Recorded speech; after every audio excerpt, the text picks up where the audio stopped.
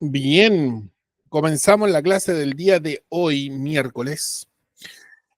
Continuamos viendo lo que corresponde a ciclo celular, ¿ya? Y dentro, lógicamente, de todo esto que vimos de ciclo celular, calza aquí también estos contenidos que vimos con respecto a la interfase, a la mitosis, a la meiosis.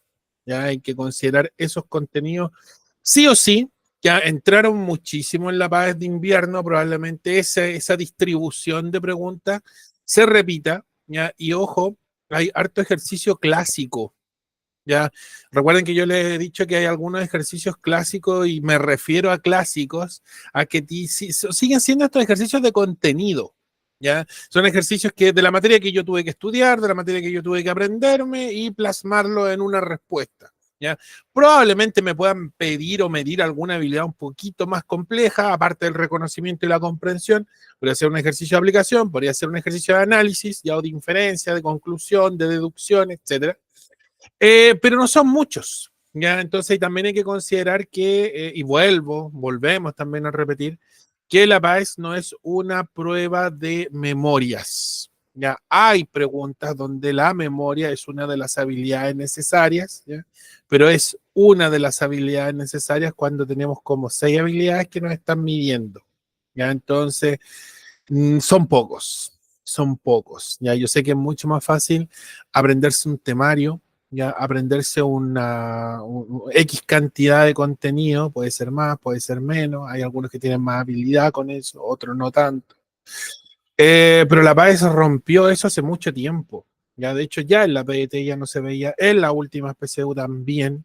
Por lo tanto, eso que llegó para quedarse. Ya a partir de la PAES siempre se estarán midiendo habilidades. Bueno, lo revisamos ayer también con la revisión, perdón, la revisión de el ensayo PAES, o sea, de la PAES, no el ensayo, perdón, de la PAES de invierno 2024. Ya revisamos completo el módulo común. Probablemente en el canal los segmente y los separe por ejercicios. Quizás se les va a hacer más fácil cuando tienen la duda con un puro ejercicio que ver todo el completo, el compilado completo. ¿Ya? Entonces, ahí también hay que poner ojo con esas oportunidades, ¿ya? En las cuales podemos revisar facsímiles viejos, se me cayó el término ahí, se cayó el carnet con el término facsímil, ¿ya? De hecho, se habla de modelo de prueba por parte del DEMRE, ya no se utiliza el término facsímil. Bien, hoy día vamos a continuar con lo de ciclo celular. Ya vimos ciclo, la primera parte del ciclo celular, la interfase con todas sus etapas. Vimos la mitosis para el caso de las células somáticas. Recuerden que las células somáticas son las células corporales. Eh, y la meiosis, lógicamente, que la vimos también la semana pasada, se aplica para las células gaméticas, para los gametos, ya, o células sexuales. Recuerden que en los organismos con reproducción sexual existen solo dos gametos. Estoy hablando de organismos dentro del mundo animal, ya acotándolo bastante al mundo animal. En los vegetales se dan otras cosas que son similares a los gametos. Ya gametofitos en algunos libros también aparecen especificados de esa forma. ¿Ya? Y tienen un comportamiento extraño. De hecho, hay gametos que pueden ser diploides, que pueden ser haploides, que pueden generar un organismo triploide. Se puede mezclar un diploide con un haploide, pueden juntarse dos diploides, se pueden reproducir por conjugaciones, por ovulación, fragmentación, etcétera. ¿Ya? Por suerte la PAES, y esto limitando, ¿no?, un poco a la PAES porque el contenido, la materia es muy bonita, quizás en la universidad, si que estudian botánica lo vayan a ver. ¿Ya? Eh, Limitándolo un poco a la PAES, no entra nada de la reproducción asexual y sexual en vegetales. ¿Ya? De la asexual en los animales tampoco entran mucho, o sea, no entran, salvo la mitosis. ¿Ya? Y la bipartición ¿cómo se llama? Fisión binaria en el caso de los procariontes, para contar, ¿ya? Y con los puros términos, no como ocurre. En el caso de la meiosis, lo mismo, solamente ocurrirá en espermatozoides, solamente ocurrirá en futuros ovocitos. Hoy día vamos a ver cómo se forman estos espermatozoides, dándole un poco de utilidad a esos contenidos de meiosis que vimos la semana pasada. Y hay un poquito la mitosis también, porque la gametogénesis en realidad es la formación de gametos, pero nos vamos a dar cuenta ya con la clase de hoy que los gametos no solo se forman por un único proceso de división meiótica. Ya, recuerden que la meiosis se divide en dos, meiosis 1, meiosis 2, ¿ya? Sino que también hay eventos previos de proliferación celular. Y si hay una proliferación, forzosamente esto está ocurriendo por mitosis. Ojo ahí. ¿Ya? Es un poco más compleja la formación de los gametos que limitarla solo a la meiosis. Quedaría muy corto, de hecho. ¿Ya? Lo vamos a ver al tiro. Vamos a partir con un ejercicio. Ojo con esto, este es un ejercicio que el DEMRE no lo ha reciclado como tal, ya no la formulación de la pregunta como tal ha sido reciclada, sino que ha reciclado las imágenes. Y esto es algo que el DEMRE ha estado haciendo últimamente. Este creo que lo hicimos en la clase pasada en el cierre, por cierto. Ahí está. Es la pregunta 10 de la PAES de invierno del año pasado. O sea, un ejercicio súper fresco, súper atingente, en el que ustedes tienen que limitarse esencialmente a identificar, ¿ya?, las etapas respectivas de la meiosis para ser capaces de descartar y llegar a la respuesta correcta. ¿Por qué di la alternativa? Porque creo que este lo hicimos la semana pasada. No me acuerdo bien ahí, me ilustran un poco. De todas formas, es un ejercicio que está en el canal de Faraday. Ya se meten al canal de Faraday en YouTube. Busquen, métanse a YouTube, busquen profesores Faraday y le va a salir al tiro. Ya no tenemos muchos suscriptores todavía, pero ahí están. Y hay una playlist ya que tiene 18 videos cortitos, de 2-3 minutos, unos más largos, otros más cortos, dependiendo de la longitud de cada ejercicio, donde explico precisamente los 18 del módulo común del año pasado, de la PAES de invierno. Y ahí en el ejercicio 10 está dicha explicación de cómo identificar claramente cuál es cuál no es, etcétera. Estoy usando un poco otro recurso para que no solo se metan al canal de Faraday, sino que también para que, si es que ya hicieron este ejercicio, no tengamos que demorarnos más. ¿Ya? Ojo con esto, el DEMRE les va a colocar una imagen, ya ustedes tienen que identificar primero si es mitosis y si es meiosis, y si es mitosis, ustedes tienen que identificar en qué etapa están. Si están en profase, en metafase, en anafase, en telofase, y lo mismo con la meiosis 1 y meiosis 2, respectivamente. Profase 1 con sus eventos propios, que los vimos en la clase pasada, y el crossing over, no se olviden la importancia de la variabilidad genética que entrega el crossing over en profase 1, meiosis 1.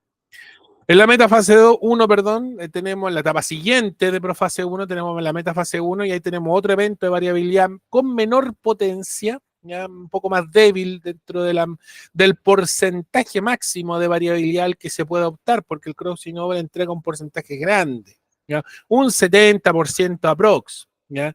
Y el otro 30% restante se lo asociamos a este evento que ocurre y que se da en metafase 1, ¿ya?, con la permutación cromosómica.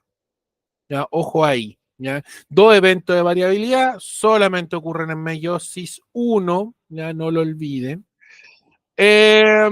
Y lógicamente después de eso ocurre la anafase 1, la telofase 1, ya ocurre la variabilidad genética, los gametos ya que se generarán serán completamente diferentes. Ya esa es la importancia de la variabilidad genética. Ya eso quiere decir que los gametos, encontrar dos gametos iguales, sacarse el loto, el quino, elijan ustedes el juego de azar, probablemente sería como ganarse todo eso junto, al mismo día, a la misma hora. Es virtualmente imposible, o sea, hay una probabilidad, pero probablemente la probabilidad sea tan ínfima como la cantidad de átomos que hay en el universo, una cosa así. Ya es súper poco probable. ¿Ya? Y adicionalmente en meiosis 2 tenemos profase 2, metafase 2, anafase 2, telofase 2. Entonces tenemos que identificar las etapas tan solo con verlas. Entonces yo puedo decir que la A, por ejemplo, ¿ya?, ahí se logran ver que los cromosomas se están separando y que lógicamente ahí pudo haber ocurrido una metafase, podría ser la metafase de la mitosis, puede ser la metafase 2. Tendría que saber las dotaciones cromosómicas para poder determinarlo. Ya un poquito más complicado ahí de visualizarlo solo con la imagen. Pero ustedes ya pueden saber que esa es una anafase. Puede ser anafase de la meiosis 2 o anafase de la mitosis. ¿Ya? O la EPO. La E lo mismo, ahí ustedes pueden decir que es una metafase claramente porque los cromosomas están en el plano ecuatorial. ¿Ya? Ojo con eso. Vuelvo a repetir, el DEMRE siempre les va a colocar una imagen y ustedes van a tener que determinar qué es. ¿Ya? Les puede entregar más o menos información, como en este caso, que es muy poquito lo que les dice, pero especifica cuál es un fenómeno de citocinesis o citodiéresis. Y claramente ahí está la respuesta correcta. ¿Ya? Vamos entonces con la gametogénesis que vamos a ver hoy día, identificar los procesos de división en gametos. ¿ya? Y adicionalmente establecer diferencias entre la ovogénesis, que es el proceso que ocurre en el aparato reproductor femenino de los mamíferos, ¿ya? No solo de los mamíferos, ahí vuelvo a repetir, de todo el reino animal, ¿ya? Todos los animalitos, incluso están los bichitos, ya si hay reproducción sexual, vamos a tener ovogénesis en el aparato reproductor femenino y espermatogénesis en el aparato reproductor masculino. ¿Ya? En caso de que no exista un aparato reproductor, porque puede darse en el caso de los machos, sí van a haber túbulos seminíferos, los túbulos que conforman el aparato testicular, por ejemplo, en nosotros, en los mamíferos, ahí sí que claramente evidente. ¿Ya? Pero, por ejemplo, una araña rincón, que yo creo que fácilmente evidenciable, todos en algún momento en Chile hemos visto una araña rincón, por último en redes sociales, en la tele, en donde sea, si en vivo mucho mejor, ya, lógicamente tomando las medidas respectivas de cuidado y resguardo, porque sabemos que es de importancia médica la mordedura de la araña. La araña rincón, de hecho, no tiene testículos, es evidente, no tiene testículos, pero sí tiene túbulos seminíferos y producen material espermático, producen sus propios espermatozoides de araña. Y la ovogénesis, que genera de hecho el ovocito, que es una célula un poco más grande, ¿ya? Normalmente, y lo pueden ver en los bichitos del aparato reproductor femenino, ahí se está establecido como tal el aparato reproductor, los ovarios, de hecho, ya de los bichos, de los arácnidos, de los ácaros, etcétera. Siempre la hembra es más grande que el macho, y eso es producto de que los ovarios son más grandes que los túbulos seminíferos. ¿Ya? Entonces, por eso esa diferencia de tamaño. ¿Ya? Y ahí pueden hacer una diferencia rápida, un dimorfismo, una separación entre sexos rápida del mundo de los artrópodos, ahí para englobar a los insectos, arácnidos, etc. ¿Ya? Si ustedes ven, por ejemplo, una garrapata hembra, la garrapata hembra es mucho más grande que la garrapata macho. ¿Ya? Búsquenlo en Google, coloquen ahí garrapatas hembra, garrapata macho versus garrapata macho y les va a salir al tiro una imagen con una clara diferencia, un dimorfismo, una diferencia sexual entre macho y hembra. Y reitero, la hembra es más grande producto de que sus ovarios, porque en algunos casos también se da que son duales, ¿ya? Son más grandes, porque el ovocito en sí es más grande. ¿Ya? Hay un datito para que lo puedan asimilar también esto, para que se den cuenta que es amigable, no es tan complicado. Ahí tenemos entonces la gametogénesis. Se define, perdón, la gametogénesis como el proceso por el cual se forman los gametos. Ya no es tan complejo. La célula germinal diploide ya comienza, perdón, con una célula germinal diploide que está ubicada en estos órganos que van a generar los gametos, las gónadas, para ser específico, ¿ya? Y que va a generar, dependiendo del sexo, ovocitos u espermatozoides. ¿Qué pasa, profe? Si existe un organismo que es hermafrodita, creo que ya lo había definido anteriormente, un organismo hermafrodita es aquel organismo que posee ambos aparatos reproductores dentro de sí mismos, o de sí mismo, ¿ya? Ambos aparatos reproductores. Un organismo hermafrodita produce ovocitos y espermatozoides de forma simultánea, ¿ya? Incluso a tal punto, esos gametos son compatibles, por cierto, podría liberar ovocitos para crear que sus propios espermatozoides los fecunden, ¿ya? Y de esa manera aumentar el número de individuos de la población en el caso de que haya un solo individuo, donde es fácilmente evidenciable en el picoroco, por ejemplo, en el piure. A ver si conocen los piures. La forma de piedra que tiene el piure es producto de que uno genera varios. Y eso se da debido a que el piure tiene el aparato reproductor masculino y el femenino, y muchas veces sus propios gametos se autofecundan. Lógicamente limitado a una célula germinal, que es lo que aparece por ahí, que lo origina de una u otra forma. Entonces la variabilidad genética que pueden presentar es muy baja y producto de eso, esos pibres prácticamente son todos iguales entre sí. Ya son como, entre comillas, hermanos, todos. ¿Ya? Todos.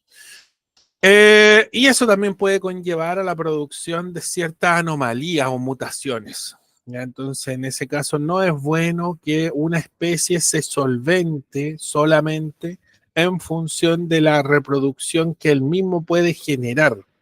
Por eso los organismos hermafroditas se autofecundan solo en casos extremos. Si hay uno solo y tenemos que repoblar, ¿ya? Lo común, lo normal, ¿ya? Es que vayan a fecundar otro ovocito o otro espermatozoide, un espermatozoide vaya a fecundar, producido en un piure, fecunde a otro ovocito producido en otro organismo distinto, piure, lógicamente, porque tiene que existir esta compatibilidad de especie. ¿Ya? Entonces la gametogénesis, la célula germinal diploide entra al proceso de meiosis para sintetizar, como decía yo, los gametos. Se pueden producir ovocitos en la parte de arriba ahí de la figura. Ustedes tienen los ovarios, ¿ya? Y al ladito, al lado izquierdo, ese es claramente un testículo y probablemente el testículo de un mamífero. Los testículos de los mamíferos pueden ser más grandes, pueden ser más chicos, pero son exactamente iguales todos. ¿Ya? El testículo alberga los túbulos seminíferos, muy enrollados, muy plegados, ¿ya? Y ahí es donde, lógicamente, a más pliegues tenga el túbulo seminífero, más espermatozoides puede llegar a formar. ¿Ya? Hay una estructura ahí que se logra visualizar sobre el testículo que se llama epidídimo, que es como el lugar previo a la salida de los espermatozoides. Y ahí se pueden guardar algunos espermatozoides como un pequeño reservorio previo a la eyaculación. ¿Ya? Entonces ahí, ojo con eso. Vamos a formar entonces la espermatogénesis, perdón, producción de espermatozoides, comienza en la pubertad, ojo ahí el evento, cuando ocurre, previo a eso el niño varón pequeño no genera espermatozoides, por ende no tiene contacto tampoco con sus hormonas sexuales hasta que llegue el momento, ¿ya? Pubertad, ese es el momento. Puede ser variable la fecha de la pubertad, para algunos empiezan antes, un poquito después, otros empiezan un poquito más tarde, etcétera. 12, 14 años, aprox. ¿Ya? La ovogénesis, entonces ahí podemos visualizar la producción de ovocitos, eso es la ovogénesis. Comienza durante el desarrollo embrionario, ojo, ahí las niñas, ya las hembras mamíferas, nosotros en nuestra especie se aplica esto, porque seguimos siendo mamíferos, ¿ya? En las niñas, ¿ya? De nuestra especie, vamos a hablarlo como si fuéramos otra especie distinta. En nuestra especie las niñas tienen la producción, generan la producción de ovocitos cuando están en el vientre materno, cuando ni siquiera han nacido, son fetos. Y ya están produciendo todos sus ovocitos, todos. Ya se producen todos de golpe. No se genera un backup, no se genera una reserva de células germinales. Todas las células germinales se transforman en ovocitos y el proceso se detiene. Y se detiene cuando una concentración muy abrupta, ya producto de la hormona del crecimiento, una concentración muy abrupta de hormonas sexuales va a ir induciendo la ovulación. Bueno, y no solamente la ovulación, sino que también es guiado por las hormonas hipotalámicas, ya del eje hipotálamo hipófisis. Esa parte era el sistema endocrino. No entra en la PSU, basta con saber ciertas cositas que las vamos a ver la próxima semana. ¿Ya? Solamente quedarse en eso. Ya, ovogénesis, producción de ovocitos, comienza durante el desarrollo embrionario, se detiene el proceso y se reactiva nuevamente una vez al mes durante los procesos ovulatorios. Punto. En nuestra especie la ovulación, el ciclo, perdón, es menstrual. ¿Ya? ¿En qué sentido? De que mensualmente se va ovulando, puede ser uno, pueden ser dos ovocitos. ¿Ya? Una mujer, por ejemplo, puede ovular 2 veces, sí, un ovario, liberar un ovocito, el ovario derecho y el ovario izquierdo puede liberar otro ovocito también, ¿ya? Una ovulación dual, doble ovulación. Esa mujer tiene relaciones sexuales justo momentos previos a esa ovulación, 1 o 2 días después de eso también, probablemente quede embarazada y quede embarazada de 2 guaguas, 2 bebés, y esos son los que se denominan mellizos. Doble ovulación genera mellizos, que son los gemelos. Los gemelos son producto de una sola fecundación, se ovuló una sola vez, un espermatozoide entró, fecundó ese ovocito.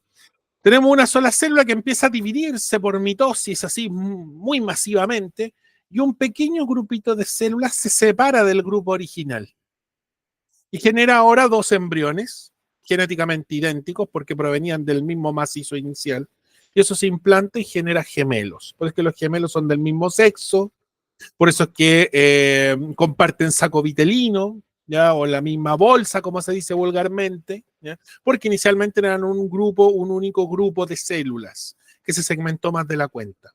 ¿Ya? En el caso de los mellizos, repito, es producto de una doble ovulación.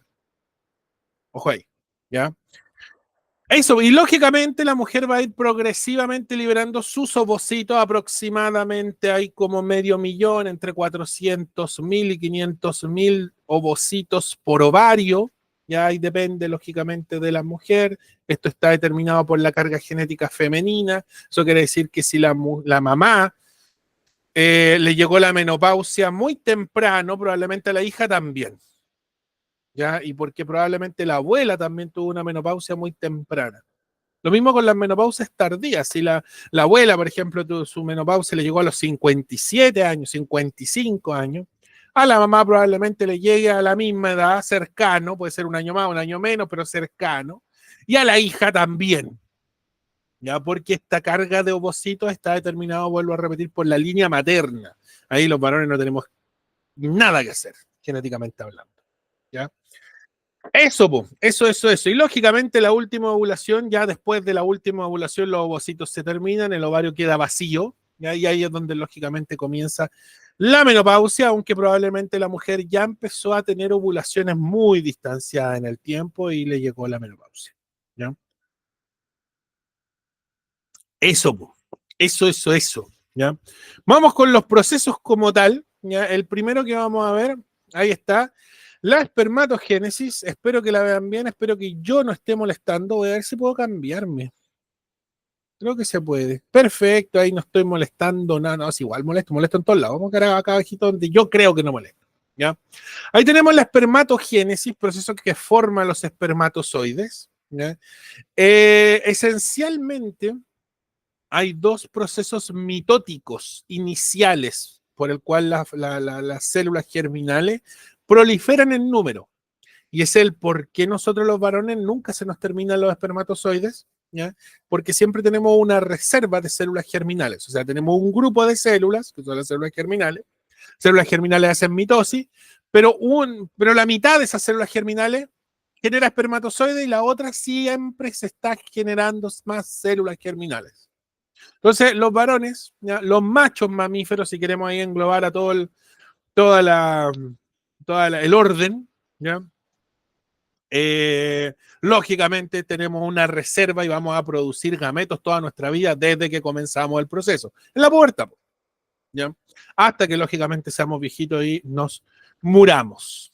Ya eso es para todos los mamíferos. Para el gatito pasa, sufre lo mismo, por eso es que los gatitos machos hay que castrarlos porque se andan dando vueltas y salen y quieren pelear, etcétera. Lo mismo pasa con los perros, con los chanchos, las ballenas, los canguros, machos. Elijan el macho mamífero y va a sufrir lo mismo que estamos viendo aquí en pantalla. Nosotros también somos mamíferos y calzamos aquí. ¿Ya? Entonces tenemos la base del túbulo seminífero y aparece entre paréntesis una sigla que es CGP, célula germinal primordial. Ya la primera célula germinal se divide por mitosis y genera un gran número de células germinales. ¿Ya? Siempre dejando una reserva. Y hay otro grupo que forma las espermatogonias, ¿ya? Por el mismo proceso mitótico. ¿Ya? Hay un grupo que genera una reserva de células germinales y la otra que genera las espermatogonias. Las espermatogonias progresivamente se transforman por mitosis, sufren mitosis, ciclos celulares y forman, o tienen, perdón, una etapa proliferativa, ¿ya? Y van a llegar a un punto en que están previo a entrar a la primera meiosis y lógicamente ahí ya dejan de ser espermatogonias y se mencionan o se hablan de ellas como espermatocitos primarios. Entonces tenemos células germinales por fase proliferativa, por mitosis, llega un punto en que se generan estos espermatocitos primarios. Y son los espermatocitos 1, espermatocitos primarios, los que entran a la meiosis 1. La meiosis 1 genera espermatocitos 2 o espermatocitos secundarios. La meiosis continúan con la división meiótica, meiosis 2, ¿ya? Y eso genera el gameto final, ¿ya? Que es la espermátida. Ojo, la espermátida. Y aquí aparece, ¿eh? Aquí aparece, vamos a dejarlo marcado. Creo que ya puedo rayar ahí sí. Espero que lo vean, ¿ya? La espermátida. No se ve. Vamos a tener que marcar de nuevo. Pero es que vamos a marcar acá, mejor. Marquemos sobre el PowerPoint más cómodo para todos. Ahí está, en amarillo con amarillo. Pero se ve. La espermátida.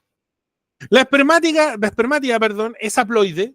¿Ya? Tiene un juego cromosómico N, que lo explicamos la semana pasada.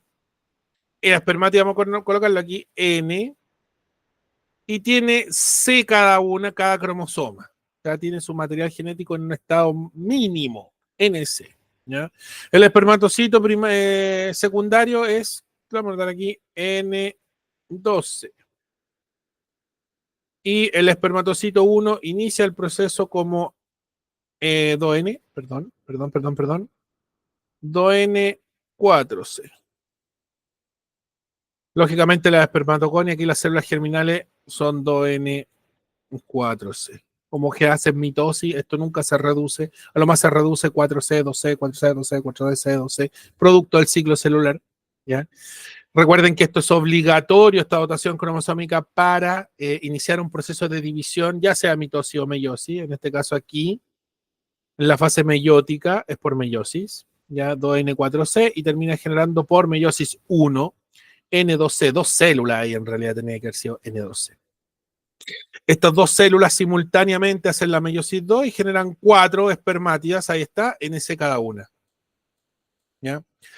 Y la espermátida tiene un problema, ¿ya? Es una célula a la cual le falta movilidad. Y ojo con esto, porque esta es una de las grandes diferencias entre la espermatogénesis y la homogénesis. Hay un proceso extra. Ese proceso extra está aquí. Ahí. Y este proceso extra no involucra una división meiótica, no involucra una división mitótica, por lo tanto no hay reducción de la información cromosómica. No se reduce, no se pierde. Ojo, ojo con eso. ¿Ya? Eso quiere decir que ese proceso adicional lo único que está haciendo es modificar la estructura física de la espermátida. En español, le crece la cola. La espermátida es una célula muy grande, tiene un núcleo muy grande, muy poco compacto, tiene mucho citoplasma y tiene organelos, como una célula normal. Entonces nosotros vamos a quitarle este citoplasma que no se necesita, vamos a limitar los organelos a 3 solamente. Primero, el aparato de Golgi, esto lo dijimos hace mucho tiempo atrás, el aparato de Golgi se transforma en el acrosoma y va en la parte de adelante del espermatozoide, del futuro espermatozoide. Las mitocondrias se ordenan alrededor del núcleo, en la parte posterior del núcleo, ¿ya? Y del único centriolo que va quedando, en realidad son dos, pero del centriolo, van a ser un flagelo. Y alrededor de la base del flagelo se van a enrollar las mitocondrias. ¿Por qué tengo que tener estos 3 organelos? Repito, aparato de Golgi que se transforma en espermátida, se desenrolla el flagelo y las mitocondrias lo empiezan a enrollar alrededor de la parte basal del flagelo, la parte inicial del flagelo, no la colita final, ya como el primer cuarto del flagelo, un poquito menos incluso. De hecho, ahí se ven los espermatozoides con su cola. Entonces, cambian. Miren la figura de espermátida a espermatozoide. Hay un cambio físico, pero no un cambio de división, no un cambio en el material genético. Eso quiere decir, aquí vamos a complementar, que esos espermatozoides, si yo analizara sus genes, su material cromosómico, sería el mismo de la espermátida, sin cambio alguno. Siguen siendo, perfecto, ahí acotan ustedes, NC. No hay cambio producto de que no hay más divisiones. No existe una meiosis 3. Esta es una película solo con secuela. Meiosis 1, meiosis 2. La revancha. Solo hasta ahí. ¿Ya? No pasamos a Electric Boogaloo. No existe la meiosis 3, por si acaso. Por lo tanto, ya ocurre este evento que se llama Espermio. La película aquí hace un spin-off, si lo quieren tomar desde el punto de vista cineástico. La espermátida entonces sufre la espermiogénesis o espermiohistogénesis, cualquiera de los dos términos es válido, ahí lo están. Recuerden que yo en los PPT les coloco información para que ustedes después se metan al Classroom, descarguen el material y puedan estudiar de ahí si es que quieren. Y ahí se van guiando incluso con la grabación o con el audio de la grabación, que también es práctico. ¿Ya? Eso. Aquí yo tengo algunas notas, vuelvo a repetir, siempre les pongo texto. ¿Ya? La célula germinal primordial, eso es CGP. Profe, que no sé qué es, aquí está. Perdón. Aquí está, ahí está. Marquémoslo. Eso es célula germinal primordial. Ahí están conectados, enchufados. ¿Ya? La CGP prolifera dando origen a las espermatogonias. Las espermatogonias aumentan su tamaño formando los espermatocitos 1. Ahí está, o primario, 2N4C. Ahí se repite, incluso lo podría borrar. ¿Ya? Los espermatocitos 1 entran a meiosis 1 y forman los espermatocitos 2, N2C. Ya lo sabíamos. Los espermatocitos 2, ya haploides, por cierto, originan mediante meiosis 2 las espermátidas NC. También lo sabíamos. Y la espermática, ahí está la última parte, voy a correr la grabación, la tirar para arriba para que moleste arriba ahora. Las espermátidas pasan por un proceso de diferenciación, ya cambian algunos organelos, se deshacen de otros, los únicos organelos que quedan son aparato de Golgi, que se transforman en la acrosoma. ¿Por qué es importante el acrosoma? Porque el acrosoma contiene enzimas que favorecen la fecundación. O sea, la fecundación no ocurriría si el acrosoma no está o está dañado. ¿Ya? Esos son los clásicos supuestos en los que los va a tratar de poner el DEMRE. A ver qué es el acrosoma, cuál es su función y qué pasaría si no está. ¿Ya? Eso es, el aparato de Golgi se transforma en el acrosoma. En el interior del acrosoma están las enzimas necesarias para fecundar. Punto. ¿Ya?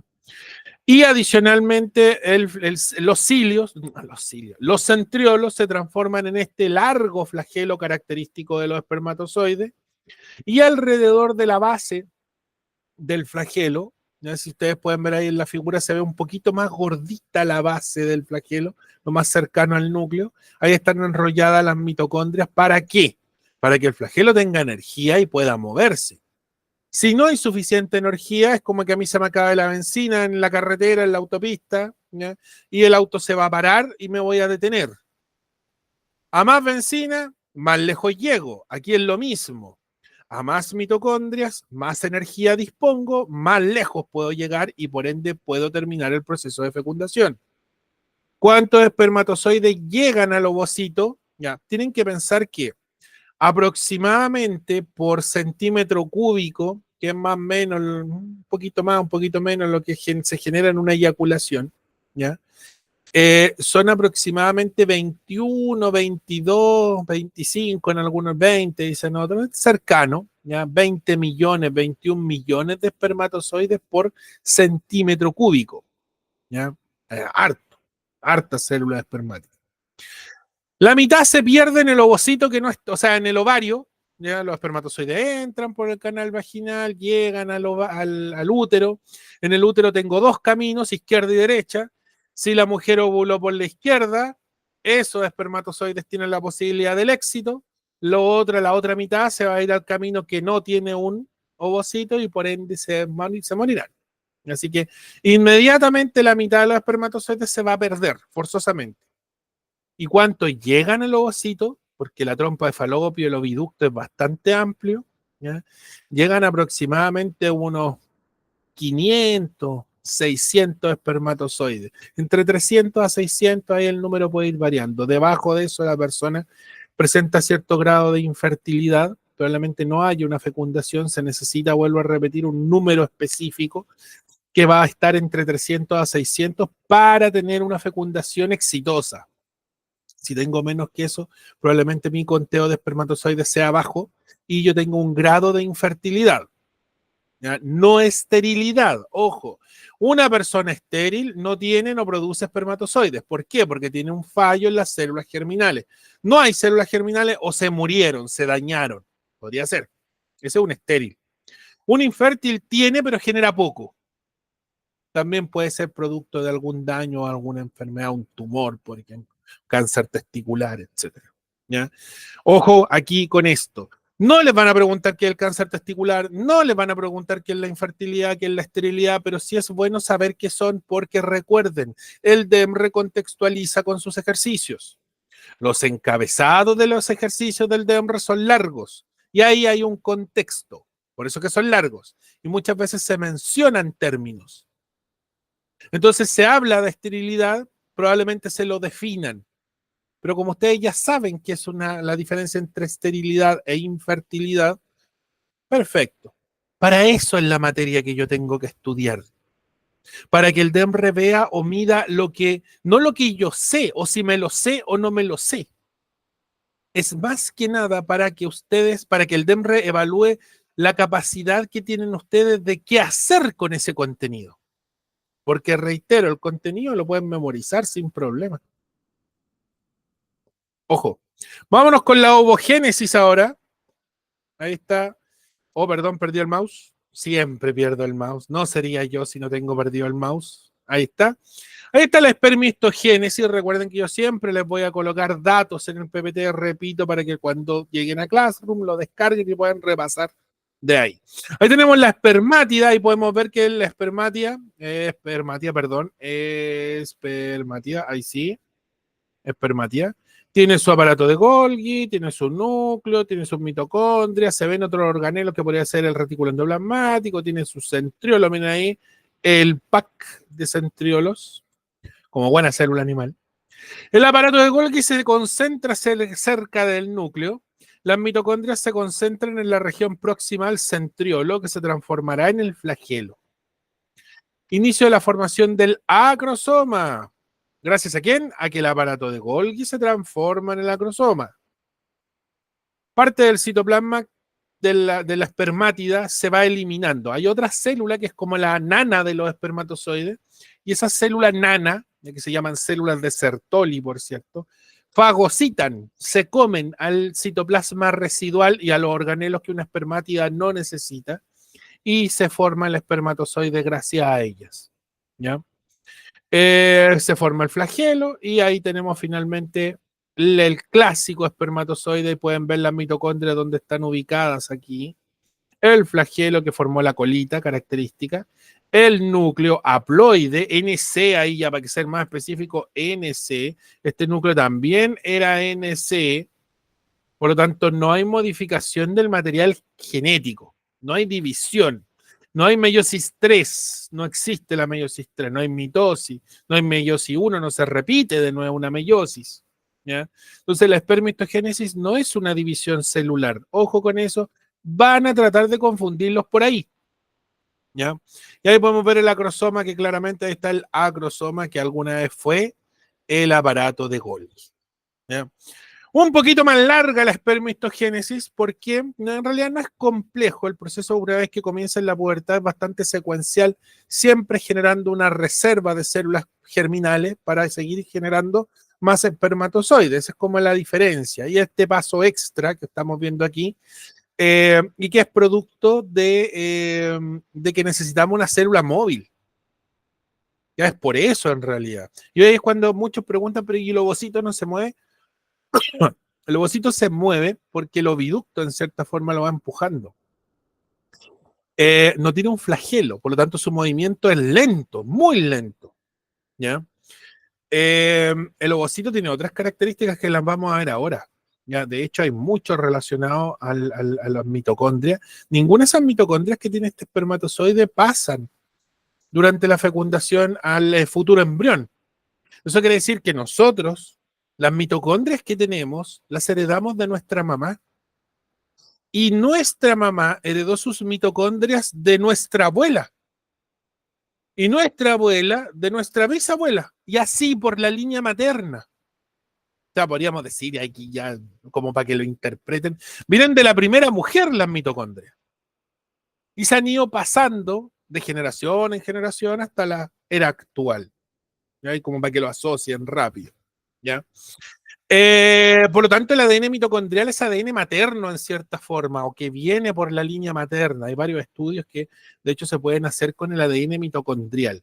¿Ya? Los padres no pasamos la energía mitocondrial, las mitocondrias.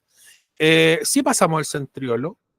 Hoy podríamos decir que el centriolo es culpa nuestra, ¿ya? Pero no las mitocondrias. Mitocondrias, de hecho, con suerte entra el núcleo, al ovocito, producto de una fecundación. Ahí está la ovogénesis. Ya recordemos que durante la vida intrauterina comienza este proceso, no en la pubertad, como en el caso anterior. Eh, y aquí maduran todas, proliferan todas, no se genera una reserva y todos se transforman en ovocito 1. Todas. Repito, ¿cuándo? en la vida intrauterina. O sea, una niña todavía no ha nacido y ya formó, probablemente, si estamos en, no sé, por la, no, vigésima, la quiero. La 28ª semana, ya normalmente esto comienza como el sexto, séptimo mes, ya. No me acuerdo específicamente porque no lo han preguntado nunca en realidad, esa información. Se veía antes y ya lo sacaron ya durante los procesos de gestación, ya eso no entra en la PAES. Entró alguna vez en la PCU, pero hace más de 10 años atrás. ¿Ya? Ojo ahí, también por si acaso se encuentran con facsímiles muy viejos. ¿Ya? Ojo ahí, ojo, hay que saber descartar, sacar contenidos que ya no entran. Por eso teníamos que tener claro el temario. ¿Ya? El ovocito entonces, maduran todos los ovocitos, todos detienen su proceso de meiosis 1, hacen el crossing over en la profase 1 y se quedan detenidos ahí. Ya durante la vida intrauterina, la niña nace, crece, entra en la pubertad y se van seleccionando un número de ovocitos aproximadamente entre 15 a 20 por ovario. Uno crece abruptamente, ya que es el que probablemente se vaya a ovular. Hay unas hormonas que guían el proceso, eso lo vamos a ver la próxima semana en el ciclo sexual femenino, ciclo menstrual. Ya había dicho eso también anteriormente. Los ciclos en nosotros no los mamíferos, los mamíferos existen dos grandes ciclos sexuales. ¿Ya? Los ciclos menstruales y los ciclos estrales. Los menstruales dependen del mes, no más que eso. ¿Ya? Son ciclos que duran 28 días, 30 días, no más que eso. ¿Ya? Muy común en ratones, en algunos roedores y nosotros en nuestro caso. ¿Ya? También ahí calzamos con ellos. Los ciclos estrales dependen de la estacionalidad, de las estaciones, de la intensidad de luz, del calor disponible. Y ahí ya se nos empiezan a aparecer algunos animalitos que se reproducen en ciertas etapas del año, particularmente al inicio de la primavera o previo a esta. Tenemos los gatos en agosto. Ojo, ojo con esa información. Entonces tenemos dos ciclos, los estacionales, que dependen de la estación, ¿ya? Normalmente en estaciones cálidas, con mayor disponibilidad de recursos, más presas disponibles, más pasto disponible, etcétera, es más óptimo reproducirse, ¿ya? Por eso es que son estacionales. ¿Ya? Y ahí vuelvo a repetir, los depredadores tienen la tendencia a reproducirse antes que las presas. Las presas, de hecho, se están reproduciendo casi todo el año. Ya tienen ciclos menstruales. Ahí están los ratones, los conejos, etcétera. ¿Ya? Los roedores en general, los rodentos. Los depredadores no, los depredadores son más de cierto momento del año. ¿Ya? Ojo ahí también. Bueno, si alguna vez estudian zoología, ¿ya? Estudian para veterinaria, agronomía también podría ser, que también tiene algunos ramos de veterinaria, se estudia eso, que va, por cierto, es bastante bonito. ¿Ya? Volviendo, ¿ya? Porque se hace el paralelismo con el ciclo nuestro, que es menstrual, pues mensual. Ya hay varias, hay también cosas evolutivas que podríamos tratar más adelante cuando veamos evolución. ¿Ya? Los ovocitos entonces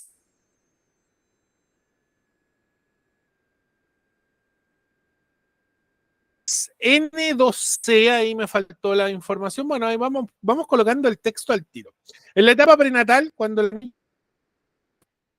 creo que molesto menos acá abajo, parece que me quedé, recuperamos en la cámara. Ahí ya debería verme. Perfecto. Y tiene que haberse desconectado por un pequeño momento. Ahí volví a las pistas. En la etapa prenatal, las células germinales proliferativas, CGP, proliferan dando origen a las ovogonias, muy parecido, solamente que cambia de etapa. En la vida intrauterina, los niños, los varones, en la pubertad. ¿Ya? Perdón, ahí sí. Las ovogonias aumentan su tamaño formando los ovocitos, de hecho crecen caleta, ovocitos 1 se detienen en profase 1 después de haber ejecutado el crossing over. O sea, ya ganaron incluso la variabilidad genética. Ya, gran parte, no completa, pero gran parte. En la pubertad, este proceso se detiene y se reactiva en la pubertad. ¿Ya? Un ovocito 1 reanuda la meiosis 1 y forma un ovocito 1 solo, un ovocito 2. ¿Ya? Eso es por cada ciclo menstrual en nuestro caso. ¿Ya? O por cada ciclo ovulatorio, ahí volvemos al tema mamífero. ¿Ya? En promedio por cada mes, uno por mes aproximadamente, y esto es lo que nosotros llamamos ovulación.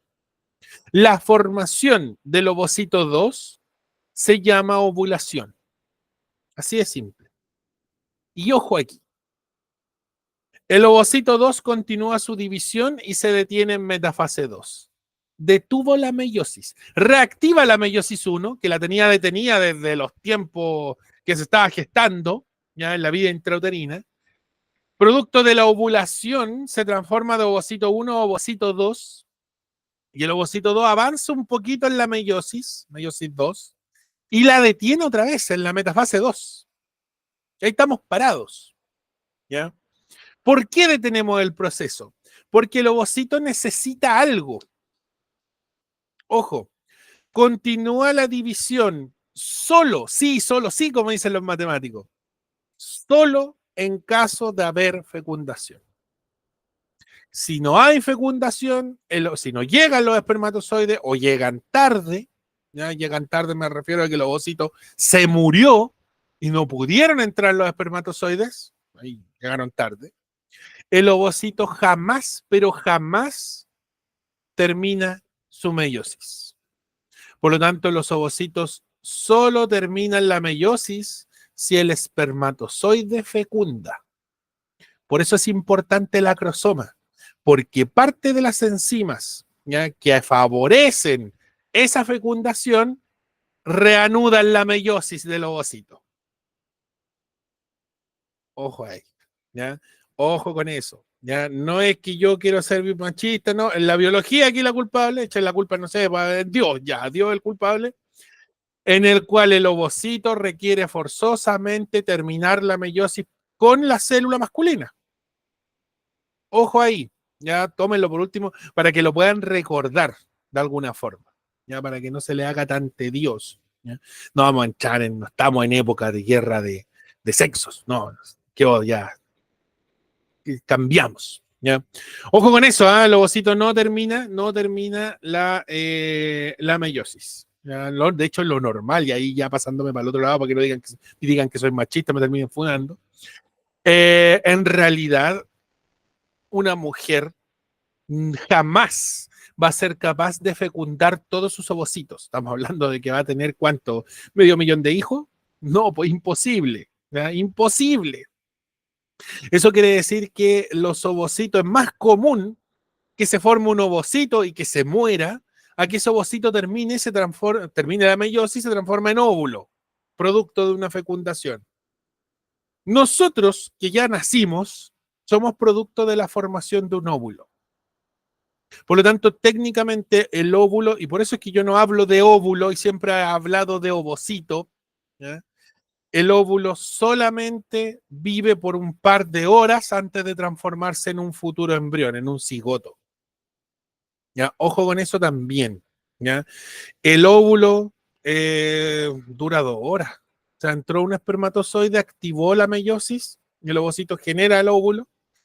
Se forman otras células, otros núcleos en realidad que son vestigiales, producto de las meiosis, porque teníamos que formar 4 células, ¿ya? Eso se llaman corpúsculos polares, se polarizan en realidad esas células para no molestar porque después van a ser expulsados, y ahí se transforma en óvulo, el ovocito se transforma en óvulo, eso dura 2 horas, se descomprimen los cromosomas, forman los cromosomas homólogos, y ya entramos en un proceso de división mitótica, una profase mitótica. Y ahora este nuevo embrión, porque ya juntó los cromosomas homólogos, ya es diploide, por cierto, activa ya el periodo S de la interfase, el periodo G2 de la interfase, mitosis, y de una forma 2 células genéticamente iguales. Entonces, después de la formación del óvulo, como les decía, el proceso es súper corto antes de formar un cigoto. Y ese cigoto empieza ya a formar los blastómeros. ¿Ya? El blastómero forma la mórula forma el blastocisto, ¿ya?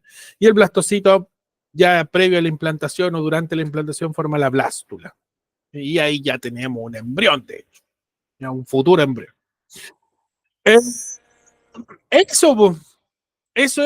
Ahí veamos un contraste. Permiso. La importancia de la variabilidad en la sobrevivencia de nuestra especie, la variabilidad que entrega la meiosis. Ojo, la meiosis genera la variabilidad en las especies. En la meiosis 1, vamos a acotarlo aún más. específicamente en la profase 1, que es el evento más importante, el crossing over, y en la metafase 1, que es la permutación cromosómica. Ahí están las fuentes de variabilidad. Son independientes. Ustedes podrían suspender el crossing over y la permutación va a ocurrir igual. Pueden suspender la permutación y el crossing over ya ocurrió. Son independientes, no están ligados uno a otro. Y ahí podemos ver cómo los pinzones, por ejemplo, ya las distintas formas de la ramfoteca, que se conoce más técnico, el pico del pinzón, ya el aparato mandibular, dicen algunas, ramfoteca me lo enseñaron a mí. Y ahí podemos ver que los pinzones tienen distinto pico esencialmente por lo que comen. Entonces su diversidad en la alimentación, y todo esto es producto de probablemente alguna mutación que se generó. Voy a correr aquí la figurita para que no moleste. No mi figurita, mi video, mi figura. Tienen distinto pico producto de una variación genética. Y ahí podemos ver los mamíferos, por cómo los cetáceos progresivamente fueron cambiando y generando divergencia, radiaciones especiativas, ¿ya? Distintos mamíferos que se fueron progresivamente, entre comillas, transformando, porque no es que se hayan transformado, ¿ya? Fueron cambiando producto de un proceso de selección que duró miles de años como mínimo, ya no millones quizás, pero sí miles como mínimo. Y ahí podemos ver también en este coleóptero, los coleópteros son los típicos escarabajos, ya vulgarmente conocidos como escarabajos, no todos, estoy metiendo todo dentro del mismo saco en realidad. Y ahí podemos ver que hay una variabilidad, ya hay unas diferencias, porque son la misma especie, probablemente de coleóptero de bichito, pero tienen pequeñas diferencias en el aparato mandibular, en la antenita, en los ojos, en la coloración, en la forma, etcétera. Pero repito, pertenecen a la misma especie y todos podrían reproducirse entre sí. Nosotros dentro de nuestra especie tenemos diferencias fenotípicas, o sea, en lo que se ve, pero los juegos cromosómicos son todos compatibles. Son todos compatibles. Y de hecho está demostradísimo. Por eso es que hemos sido capaces de poblar todo el planeta y sobrepoblarlo, ¿ya? Al punto de convertirnos en la especie dominante, producto de nuestra gran capacidad de adaptación. Por lo menos dentro de los mamíferos, porque también es muy arrogante decir o usar ese término de la especie dominante, el ser humano, cuando no estamos viendo el mundo microscópico, no estamos viendo el mundo de los artrópodos, que probablemente ahí está en la especie dominante, en los bichos. De hecho, cuantitativamente los bichos nos superan fácilmente de 1 a 10.000, de 1 a 100.000, ya, con los mamíferos. Cáchense, los mamíferos somos poquísimos, ¿ya? Ojo con eso. Conclusiones, entonces, para cerrar la clase de hoy. Ando, pero como relojito, ¿ah? Vamos a terminar la clase justito. Va a durar justito una hora.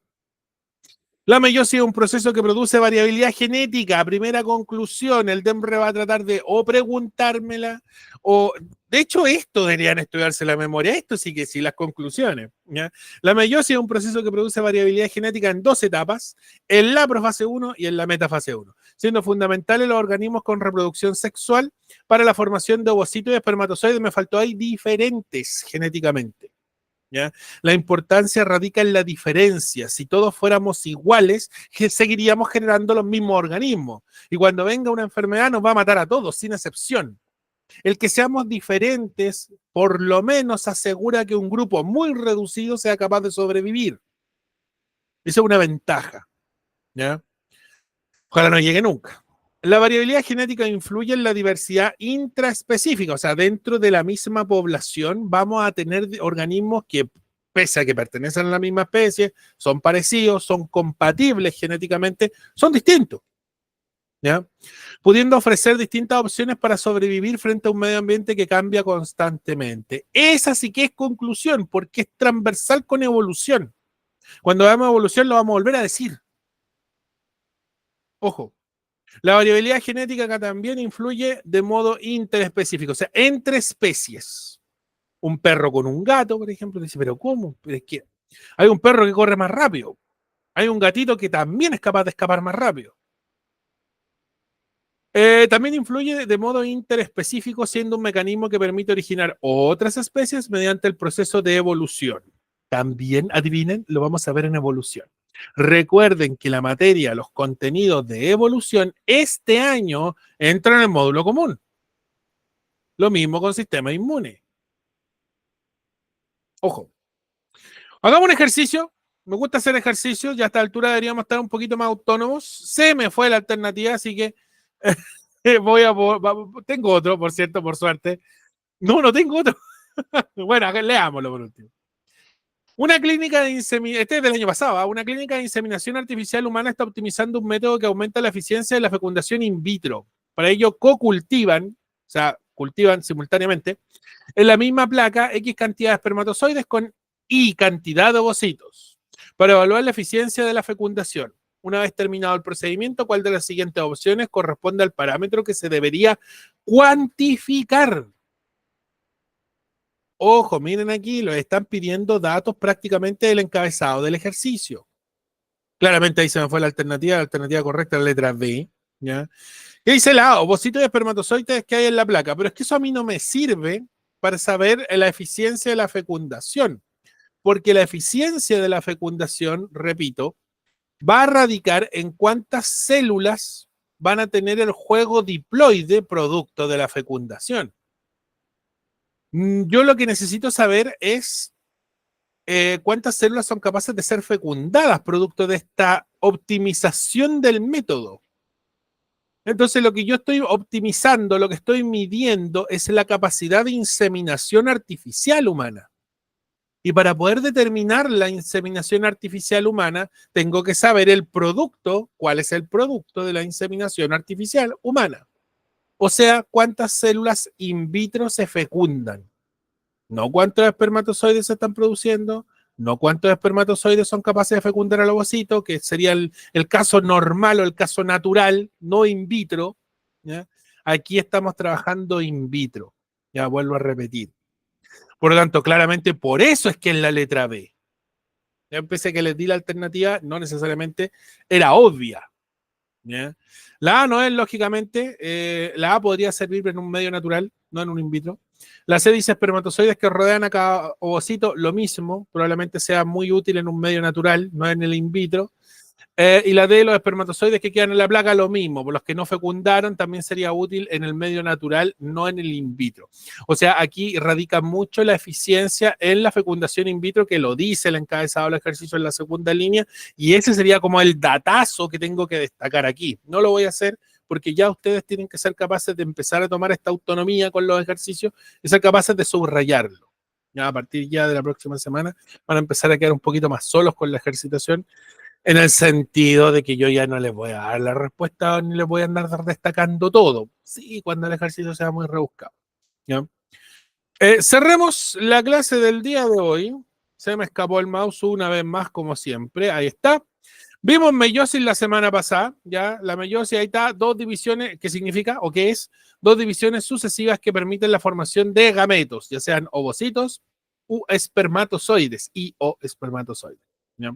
O espermatozoide en realidad. La meiosis es el resultado es un total de 4 células variables genéticamente, eso quiere decir que las células no son iguales. En el caso del ovocito, solo una será funcional, las otras no sirven para nada. Y en el caso de los espermatozoides, 4 serán producto de una meiosis, ya 4 sí servirán y podrían fecundar con colita. ¿Ya? Una célula que inicia la meiosis sufre un ciclo celular con una interfase normal, un proceso G1, una etapa G1, un proceso S, una etapa S, ¿ya? Donde se duplica el material genético, una etapa G2, donde vamos a verificar que el material genético haya sido duplicado de forma correcta, y ya entramos ahí a la meiosis 1. Ya eso es lo que hace una célula meiótica, un gameto, previo a la meiosis, un ciclo normal. ¿Ya? La meiosis 1, ahí lo importante es la profase 1, el crossing over, ya lo he dicho muchas veces, la metafase 1, lo importante es la permutación cromosómica. Dos eventos independientes de variabilidad, uno más importante que el otro. Recuerden que la profase 1 con su crossing over es el más importante. Aquí tenemos como un 70% aprox de variabilidad genética. Aquí tenemos el 30% restante. En la anafase 1 tenemos separación de los cromosomas homólogos, muy propio de las separaciones de cromosomas o de cromátidas que se dan en la anafase. Telofase se mantiene más casi igual como en los procesos mitóticos y ocurre la citodiéresis o citodiéresis. Bueno, ahí aparece con otro tilde, diéresis. Citodiéresis, citodieresis, citocinesis también es lo mismo. ¿Ya? Al Demray le gusta variar un poco. Y ahí tenemos la meiosis 2, ni un brillo la meiosis 2, en realidad es para terminar la meiosis nomás. No hay nada importante que recalcar, salvo que yo me tengo que saber qué es lo que ocurre en profase, qué es lo que ocurre en metafase, qué es lo que ocurre en una fase 2 y en telofase 2 de nuevo. Ya debo saberlo, debo manejarlo, porque a mí me van a colocar una imagen y yo debo distinguirlo. ¿Ya? Y aquí está. La variabilidad en este proceso permite en toda la meiosis, en general, repito, acotado a estas dos primeras etapas, a la profase 1 y la metafase 1. La variabilidad en este proceso permite la formación de organismos distintos, lo cual incide en la sobrevivencia de la especie. Esa es la importancia. Esa es la gran conclusión que puedo extraer yo del evento meiótico y por ende de la formación de gametos, la gametogénesis, que es lo que vimos hoy día. ¿Ya? Ojo con esto, cuidado, preguntan harto, prepárense para los que dan biología electivo, porque va a entrar harto de esto, ya probablemente unas 4 o 5 preguntas, 4 probablemente, así que hay que ir muy, pero muy bien preparado, sin contar la parte común, donde van a entrar unas 2 más. Entonces son 6 de 44, divídanlo, 6 dividido 44 y eso lo multiplican por 100 y tienen el porcentaje de preguntas de solo meiosis y gametogénesis. ¿Ya? Normalmente entran juntos. Ya pues, próxima miércoles a la misma hora en el mismo canal. Ya, por favor, atentos. Voy a subir guía hoy día. Ya, así que hoy día va a haber una guía disponible en Classroom para que puedan hacer, hagan la guía, porque sin ejercitación no me sirve de nada haber aprendido. A ver, que el profe me haya explicado y que yo haya entendido pulento, no sirve. Tiene que ser con ejercitación. Ejercitación, perdón, es tan importante como estudiarse los contenidos. Piénselo, y con esto cierro, tómenlo de esta forma. Si ustedes estudian y no ejercitan, ¿ya? Es como que se preparen, coman bien, hagan precalentamiento, ejercicios de fortalecimiento físico, porque están preparándose para una maratón, pero nunca han corrido una maratón. Es lo mismo. Ahí buena mi analogía. Bien, nos vemos la próxima semana a la misma hora en el mismo canal. Chao, chiquillos, cuídense. Un abrazo.